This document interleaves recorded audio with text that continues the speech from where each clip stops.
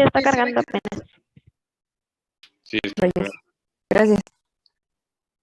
Es que está muy lento mi internet, pero gracias. Ya. Bueno, ayer nos quedamos en lo que fue la epidemiología de orquiepididimitis. La epididimitis bacteriana inespecífica es la causa más frecuente de epididimitis. Esto en los adultos, bueno, en los varones mayores de 35 años, con bajo riesgo de enfermedades de transmisión sexual. La epididimitis de transmisión sexual es el tipo de epididimitis más frecuente en los varones jóvenes. Y en los mayores de 50 años, pues la causa fundamental es la hipertrofia benigna de próstata. También se puede producir por parotiditis, que produce orquitis en el 20% de los varones postpuberales. Algunos factores predisponentes pues van a ser que muchos pacientes desarrollen una epididimitis bacteriana, que padezcan un proceso urológico subyacente o presenten antecedentes de una manipulación reciente del aparato genitourinario, como una cirugía o un sondaje vesical, y puede aparecer semanas o raramente meses después. Antes también van a presentar antecedentes de infecciones urinarias y que realicen prácticas sexuales de riesgo sin protección.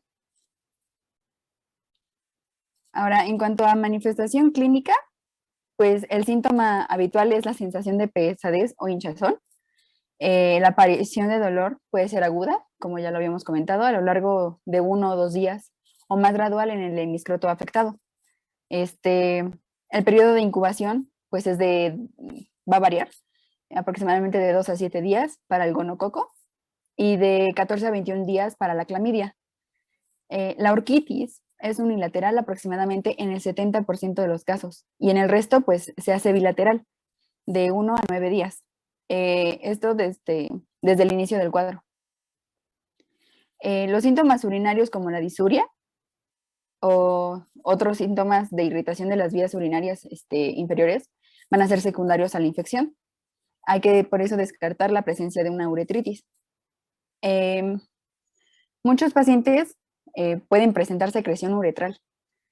Sin embargo, los pacientes con epididimitis por clamidias no suelen presentar secreción uretral.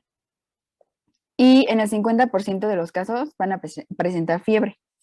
Por ejemplo, en el paciente con orquitis piógena se presenta gravemente enfermo, con una fiebre muy elevada y un malestar de inflamación. El dolor suele irradiarse en el conducto inguinal de los pacientes y con frecuencia se puede acompañar de náuseas y vómitos. En cuanto al diagnóstico, pues como sabemos hay que hacer una adecuada historia clínica, la exploración física del paciente, como ya lo vimos en la clase pasada, y en esta pues vamos a encontrar dolor en el trayecto epididimario, además de que puede estar engrosado e indurado. El testículo se va a encontrar aumentado de tamaño y es muy, muy, muy doloroso a la palpación. La piel escrotal del lado afectado en este caso, pues suele presentar edema y eritema. En la bibliografía se menciona que van a presentar el signo de PREN positivo, que ya habíamos comentado que es la elevación, que a la elevación del testículo disminuye el dolor, pero pues sí va a ser un dolor muy, muy potente, como ya lo dijo el doctor. Y se va a conservar el reflejo cremastérico. A la transiluminación, pues suele ser positiva, porque también suelen hacer hidroceles. Y a tinción de Gram en el exudado uretral, pues se pueden encontrar diplococos Gram negativos por la Neisseria gonorrea o solo leucocitosis, lo que indicaría que es una uretritis no gonocócica. En el 66% suele ser por tracomatis. En cuanto a sedimento urinario, pues vamos a encontrar piuria, leucocitosis y neutrofilia. También bacteriuria, aunque no sea un hallazgo muy constante, porque pues solamente como en el 1% de los casos, se va a encontrar.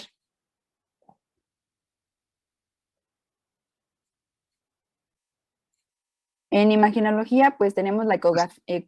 Doctora Fer, permíteme, voy a preguntarle a Tania, qué opinas del cuadro clínico, Tania? ¿Qué leíste? Está muy bien tu clase, doctora. Tania, ¿qué opinas? Sí. También había leído que, bueno, en la GPC se menciona que los pacientes Un también... poquito más fuerte, Tania, no te escucho. ¿Ahí me escucha mejor? Mejor, Tania, adelante. En la GPC también se mencionaba que los pacientes podían tener hidrocele, por eso es que mi compañera menciona que la transiluminación podría ser positiva por esto del hidrocele. Igual que el paciente va a referir dolor, también va a tener eritema, y también leí lo que mencionó, lo de que algunos pacientes podrían tener algún tipo de secreción. Esto pues podría ser por la infección que presentaba el paciente. Ok, hasta ahí. A ver, Anaí, ¿qué opinas? ¿Qué crees que sea lo más difícil en tu historia clínica, Anaí, cuando interrogas a estos pacientes? Anaí.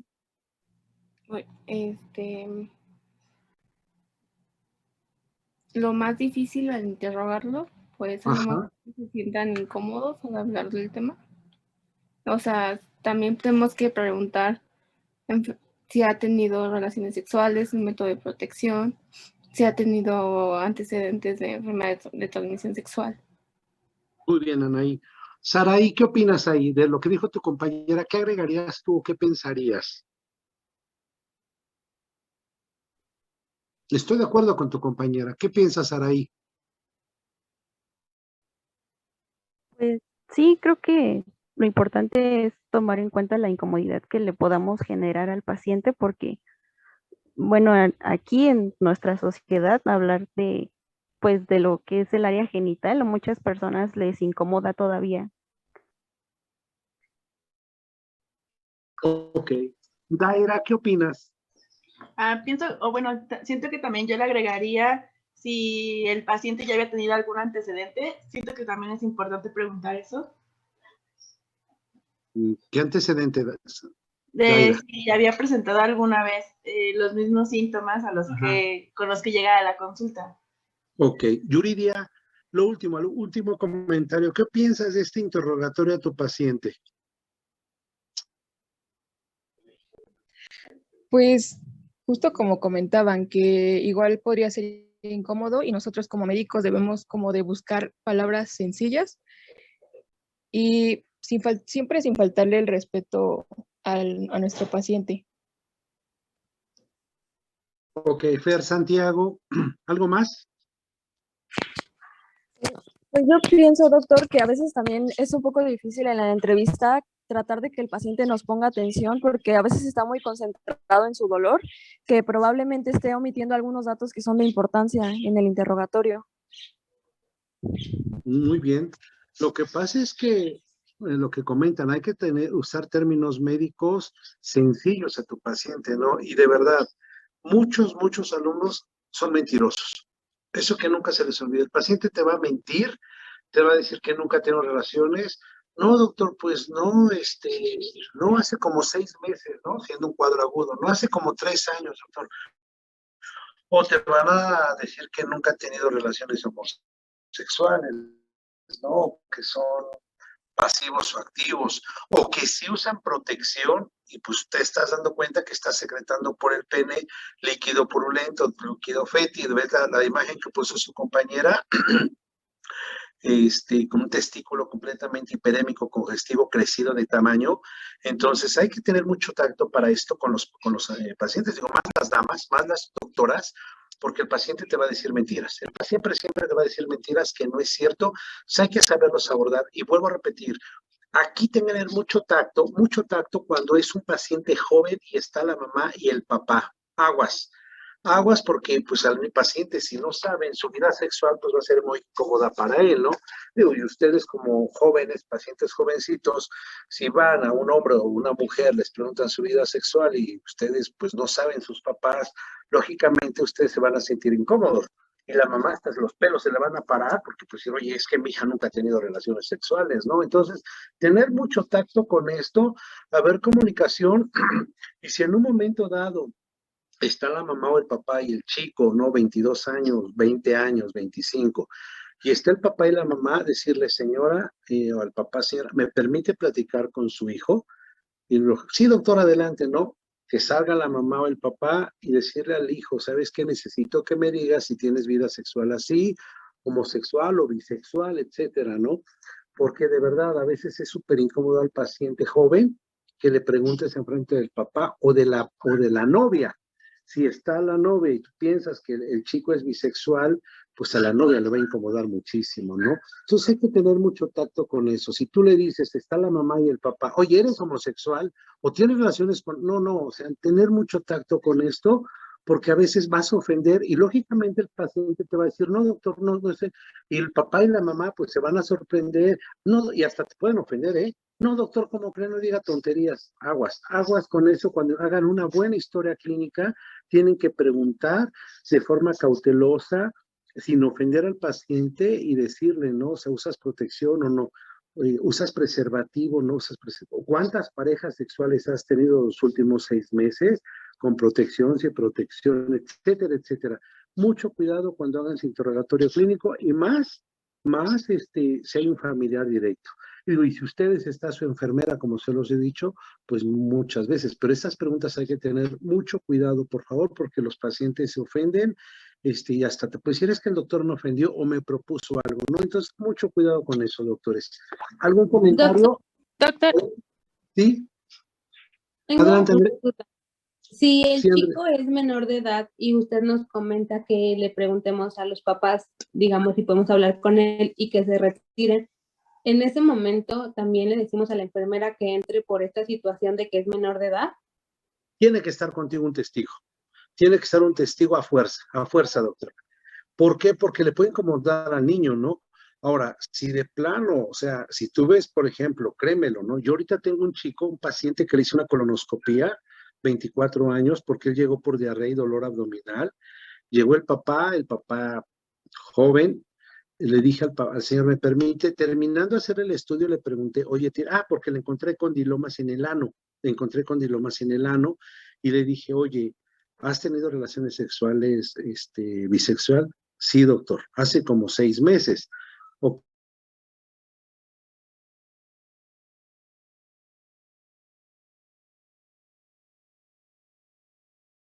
El papá se prender, tomarlo a mal.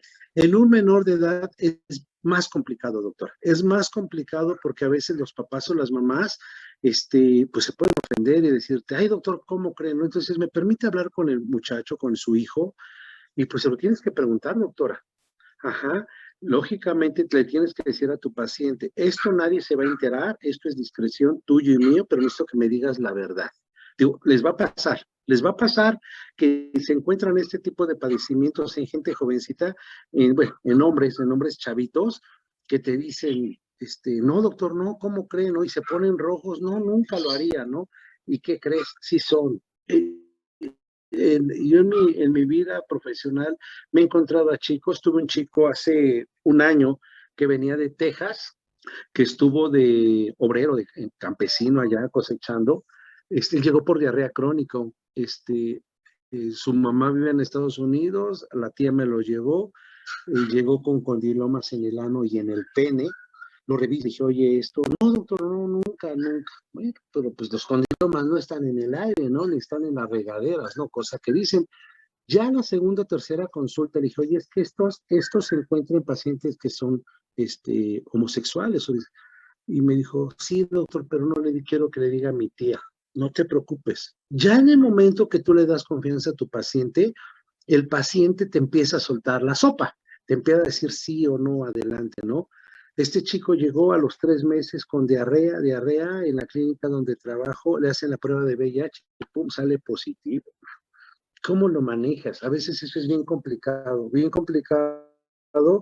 porque pues la mamá y el papá viven en Estados Unidos, lo vive con una tía, ¿no? Y el chico me dijo, doctor, no le vaya a decir a mi mamá, a mi tía, ¿qué haces? O sea, ¿qué haces?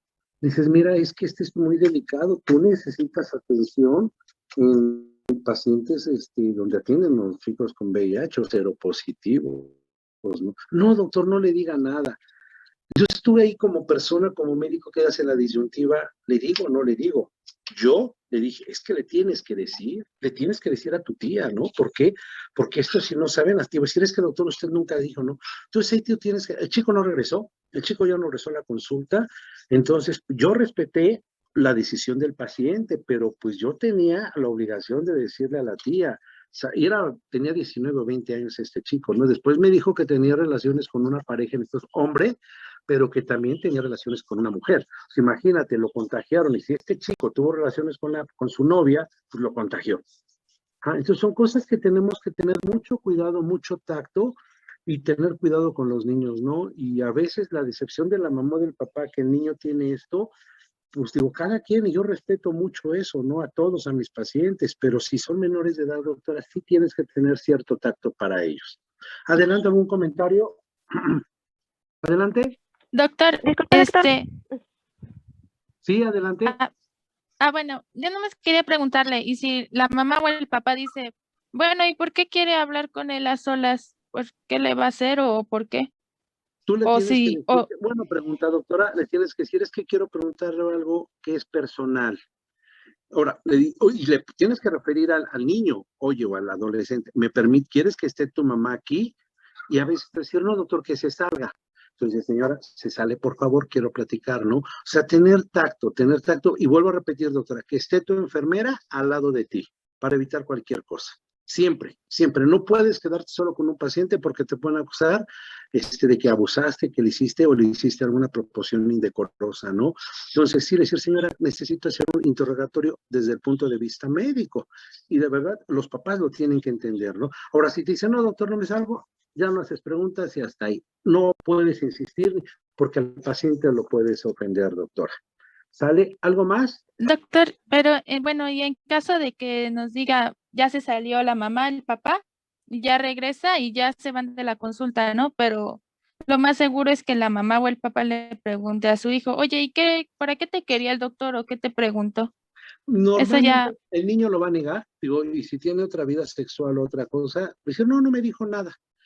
Ahora, tú le tienes que decir al paciente, oye, esto sería conveniente que se lo dijeras a tus papás, ¿no? Digo, yo te voy a decir algo, actualmente, digo, yo soy chapado de los 80s y 90s, yo tengo otra educación, pero le tienes que tener confianza a tus hijos, ¿no? Y si tu hija o tu hijo te dicen, papá, soy homosexual, soy gay, o las damas viceversa, lo tienes que respetar, doctora, de verdad lo tienes que respetar, no puedes ofenderlo, negarlo a changlazos ni a fregadazos, porque es esto, ¿no? Hace 50 años a los muchachos los mataban y les decían, era una vergüenza, actualmente es una cultura completamente diferente, doctora, pero sí tienes que decirle, ¿sabes qué? Es que tienes que hablar con tus papás, ¿no? Ni modo, ¿no? Porque aparte, imagínate que sea un seropositivo o sea un VIH, un portador de algo, híjole, el tratamiento, por ejemplo, de clamidia o padecimiento no es nada barato, la tienes que dar la receta y el paciente decir, oiga, doctor, es que la receta me cuesta 1,800, 2,500 pesos, eso no es una gripa, ¿sale? ¿Algo más? ¿Algo más? Disculpe, doctor. Yo había ¿Sí? leído que en pacientes pediátricos también se podía presentar en casos de varicela. No sé qué tan frecuente sea, pero en estos casos solo se trata sintomáticamente el dolor y todo, y ya una vez que ya termine como tal el cuadro de la varicela, ¿también termina este cuadro o todavía persiste o cómo es Mira, el doctora, manejo en estos pacientes? lo que pasa es que los padecimientos virales, como dijo tu compañera, la parotiditis, te puede provocar este padecimiento.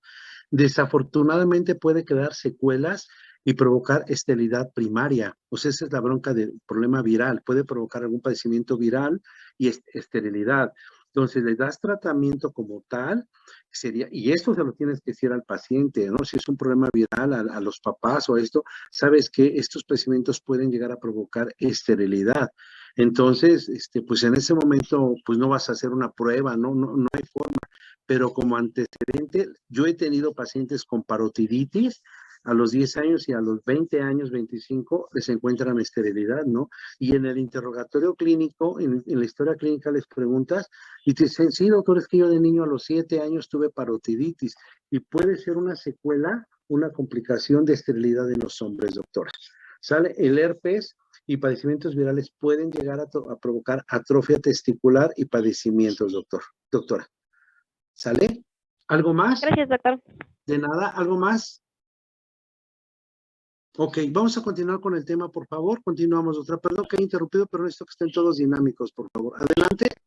Sí, gracias, doctor. Entonces, continuando con la imagenología, la ecografía Doppler, pues resulta muy útil para el diagnóstico diferencial en los casos complicados de epididimitis. Tiene una sensibilidad del 80 al 90% y una especificidad del 100%.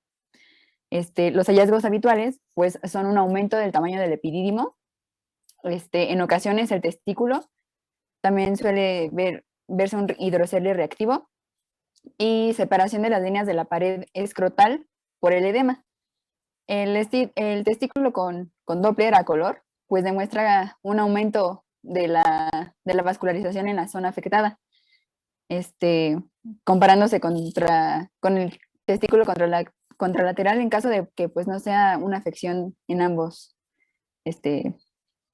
testículos, ¿no? Como vemos aquí en la imagen con pues la A, en la imagen A, hay una imagen en escala de grises de ambos testículos que pues muestra un aspecto agrandado y edematoso. Doctora, Esto ¿lo en podrás señalar? Perdón, doctora, ¿lo podrás señalar con tu lápiz, con tu... si quieres lo hago más grande, si yo toco, porque no puedo. Eso intenté, pero no puedo. Ok, está bien. Digo, que nos digas imagen A, imagen B, etcétera, ¿no? Pero para que todos pongan Sí. atención, doctora. Perfecto, Sí, adelante. gracias. Entonces, como les decía, vemos que dice right, left. Entonces, en el testículo derecho se ve edematoso y en comparación con el testículo izquierdo. En la B, déjenme acercarles, ambos testículos muestran un flujo vascular relativamente aumentado, pero aún más en el testículo derecho, como pueden ver. En la imagen C, bueno, aquí esto del flujo es esto de los colorcitos que llegan a apreciar ahí como franjitas de color azul. Esa es la vascularización que pues se encuentra aumentada. En la imagen C podemos ver el cuerpo del epidídimo derecho, agrandado, y en el D, ahí es que, ay, ¿por qué no puedo señalar? Pero bueno, ahí se puede ver una cola epididimaria que muestra edema e hiperemia, pues aquí se denota con los colorcitos, esto que les muestro del edema y del aumento del flujo sanguíneo. ¿Alguna duda o continúo? Esa del Adelante, aumento del doctora. flujo es por lo mismo de la inflamación, ¿no? De que aumenta el flujo sanguíneo. Exactamente. Bueno, en cuanto a tratamiento, debe ser específico contra el agente aislado. Se deben tomar medidas generales. Bueno, le tenemos que dar medidas generales al paciente. Esto incluye darle un reposo de 7 a 14 días, que eleve su testículo, ahora sí que a lo que tolere por el dolor, que aplique frío con hielo local o con compresas frías 3 veces al día, aproximadamente de 15 a 20 minutos, por lo menos de 3 a 5 días. Se deben recetar analgésicos y antiinflamatorios. Aquí les comparto la tablita de los que están indicados, también los gramajes y pues las dosis. ¿Qué más se debe de dar? Aquí un comentario, doctora, rapidísimo. Claro. El diclofenaco, yo les sugiero a ustedes de preferencia intramuscular de 75 miligramos por lo menos 3 días. Cuando el paciente te llega con tanto dolor, yo te sugiero que sea, bueno, les sugiero a todos que sea el diclofenaco, pero no comprimidos. El comprimido te va a tardar de 3 a 4 horas. Si lo manejan intramuscular, en 45 el dolor se lo vas a quitar al 100%. Me parece muy bien el dextroproxifeno y el ibuprofeno, excelentes medicamentos para el dolor El ibuprofeno yo lo he manejado de 600 cada 8 horas y el diclofenaco de 75 una diaria por 3 días. Acuérdate que el paciente va a tener mucho, mucho dolor. Nada más quería comentar eso, doctora. Sí, muchas gracias, doctor. En los adolescentes con orquitis y que sean sexualmente activos, pues se recomienda el uso del preservativo y tratamiento también a la pareja sexual o a las parejas sexuales.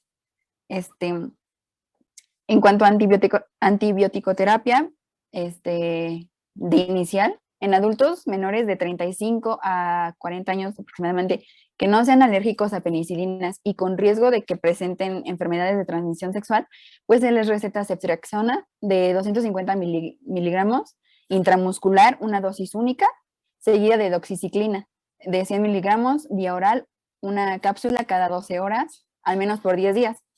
Si en caso de que los pacientes sean alérgicos, pues se va a sustituir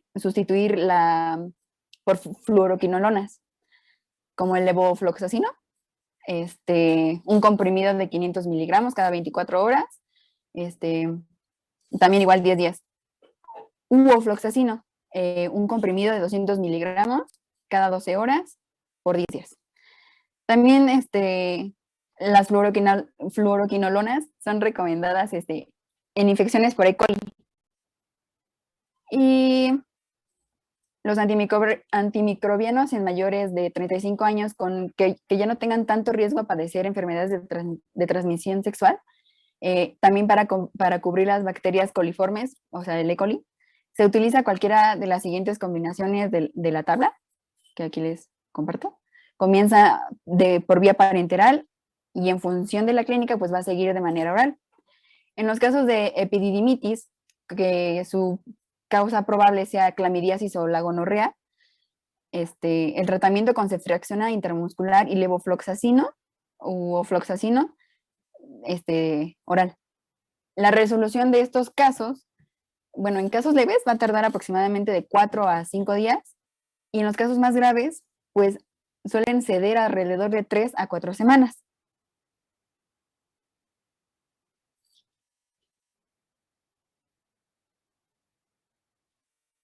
Aquí un comentario, doctora Fernanda, ¿verdad te llamas, Fer? Sí, doctor.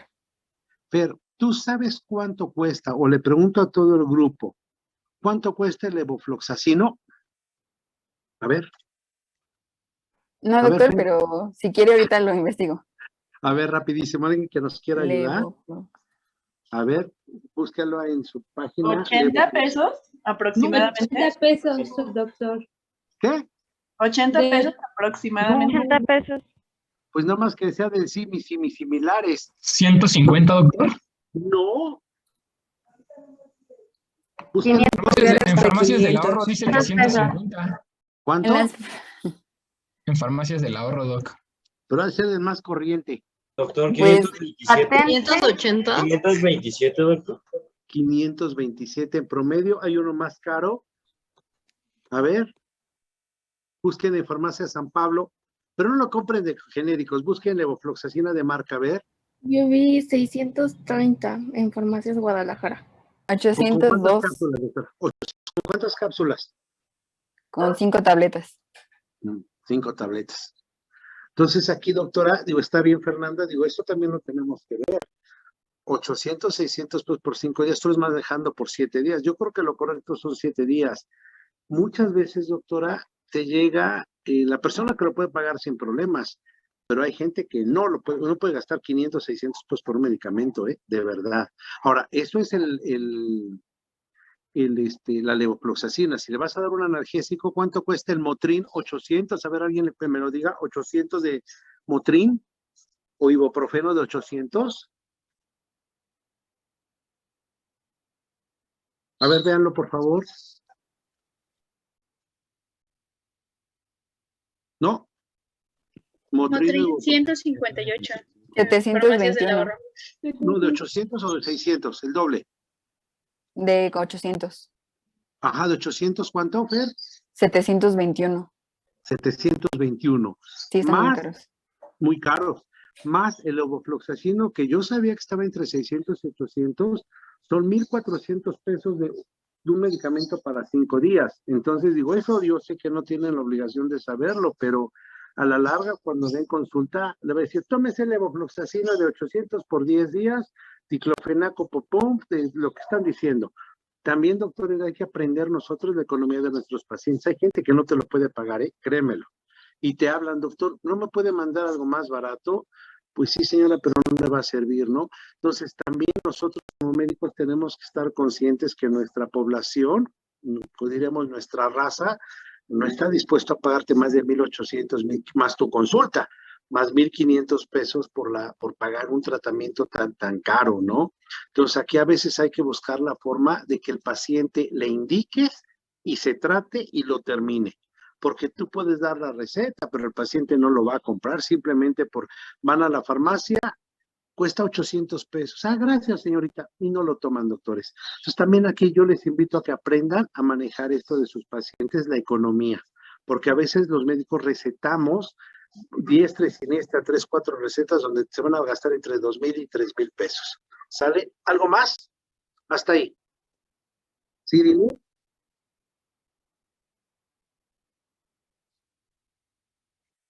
Claro. Mira, lo que pasa es que una cefalosporina de tercera generación, aquí estoy viendo lo que es la cefotaxima, es barata, es más barata. La ceftriaxona también de 400, la septicima te sirve, pero es más económica, ¿no? A veces los pacientes no te aguantan que los mandes 5 piquetes, ajá. Entonces, sí te sirve, pero hay que darle antibiótico. Muchas veces el paciente te va a decir, sí, doctor, y de verdad, doctora, no se compran el medicamento, ¿sale? Ahora, tú tienes la obligación de saber, si ya estás recetando, cuánto te cuesta el medicamento, ¿no? La cefotaxima, la ceftriaxona, hay medicamento más económico. Lo que son las quinolonas, doctores, no es nada barato, nada barato los medicamentos. ¿Sale? Ustedes son hijos de familia, pero pues a veces cuando eres adulto y tienes que comprar tu medicamento, pues buscas algo más económico. ¿Sale? Adelante. Sí. Doctor, una duda. Sí, adelante, doc. Doctor, también para estos pacientes se recomienda que, bueno, podríamos prescribirles que hagan baños de asiento.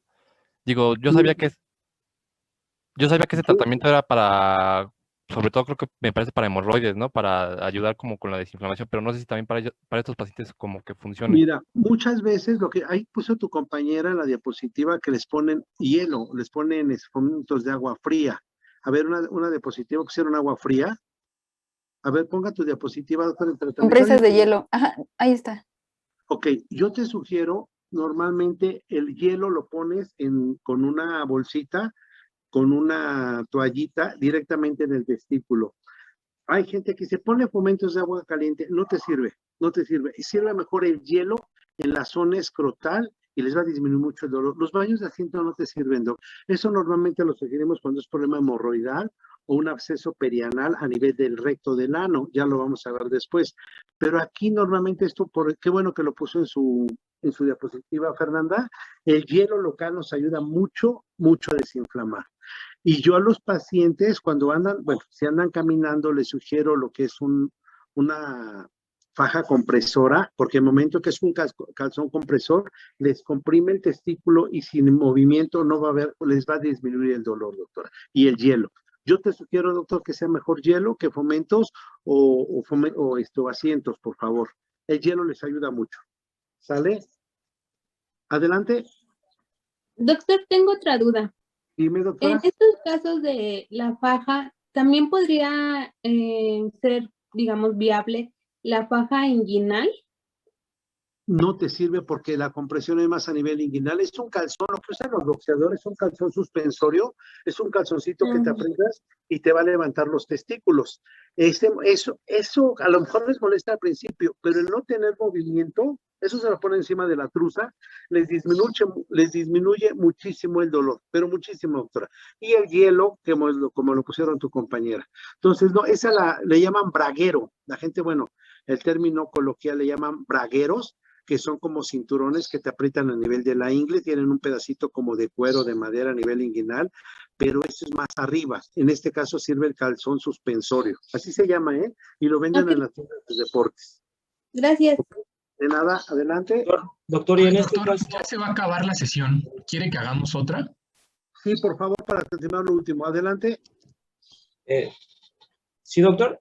Sí, adelante. Le comentaba, bueno, estuve leyendo, doctor, y en el caso también existen las epidemias no bacterianas, como decía la doctora, y en este caso estuve leyendo que, pues, en estos casos les puedes dar analgésicos, pero mediante el bloqueo del conducto, más que nada la parte del bloqueo nervioso del cordón espermático, en casos ya más graves. ¿Esto sí se puede llegar a utilizar o solamente con tratamiento sintomático?